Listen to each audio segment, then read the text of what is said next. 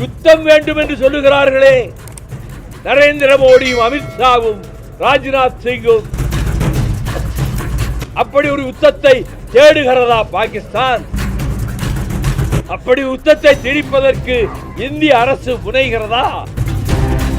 இவர்கள் போர் வேண்டும், யுத்தம் வேண்டும் என்கிறார்கள்.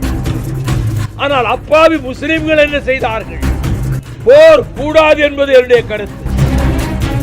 இப்பொழுது நரேந்திர மோடி இலங்கைக்கு சென்றாரே, எதற்கு சென்றார்? ராஜபக்சே கொடுக்கிற பாயாசத்தையும் புட்டுவையும் சாப்பிடுவதற்கு போனாரா?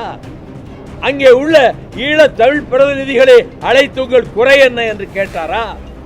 இந்த மீனவர்கள், தமிழக மீனவர்கள் நாள்தோறும் கொல்லப்படுகிறார்களே, படகுகள் பறிக்கப்படுகின்றனவே, இதற்கு ஒரு முற்றுப்புள்ளி வைக்க வேண்டும் என்று அங்கே பேசினாரா? அல்லது தமிழர்களினுடைய உரிமை கோரிக்கையை பரிசீலிக்க ஒரு சர்வதேச குழுவை அமைத்து அதற்கு பிறகு ஒரு பொது வாக்கெடுப்பு நடத்த வேண்டும் என்ற நான் முதலில் பெல்ஜியத்திலே எடுத்து வைத்த கருத்தை அவர் ஆதரிக்க தயாரா? பாகிஸ்தானுக்கும் இந்தியாவுக்கும் போர் மூட வேண்டும் என்று பலத்த குரல் கொடுக்கிறார்கள். நான் அந்த தீவிரவாதிகளை, அந்த பயங்கரவாதிகளை ஒடுக்குவதற்கும் அடக்கி ஒடுக்குவதற்கும் துப்பாக்கிகளை தூக்கி கொண்டு போய் அவர்களை விரட்டி அவர்கள் உயிரை வாங்குவதற்கும் நாங்கள் ஒருமுகமாக ஆதரிக்கிறோம் அந்த பயங்கரவாதிகளை.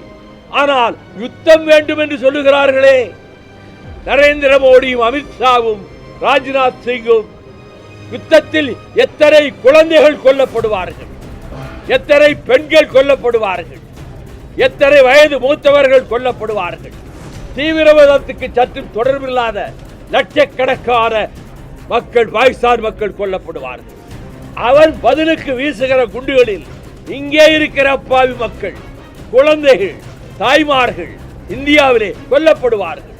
அப்படி ஒரு யுத்தத்தை தேடுகிறதா பாகிஸ்தான்? அப்படி யுத்தத்தை திணிப்பதற்கு இந்திய அரசு முனைகிறதா? கொரியா சண்டைக்கு பிறகு உலகளாவிய யுத்தம் வந்துவிடக் கூடாது என்று உலக நாடுகள் எல்லாம் அக்கறையோடு இருக்கிற போது இவர்கள் போர் வேண்டும், யுத்தம் வேண்டும் என்கிறார்கள். இந்த கருத்திலே எனக்கு உடன்பாடில்லை. தீவிரவாதிகளை தேடி பிடித்து ரவை ரவையாக குண்டுகளை செலுத்தி தலைகளை வாங்கி அவர்களை ஒழித்து கட்டுங்கள், சபாஸ், செய்வோம். ஆனால் அப்பாவி முஸ்லிம்கள் என்ன செய்தார்கள்? அவர்கள் மீதமிருந்த தமிழர்களை, இந்தியர்களை பாதுகாத்து கொண்டு போய் வீடுகளிலே வைத்து காப்பாற்றினார்கள். ஆகவே போர் கூடாது என்பது என்னுடைய கருத்து. யுத்தம் வரக்கூடாது, இரு நாடுகளும் அழிந்து போகும் என்பது என்னுடைய கருத்து.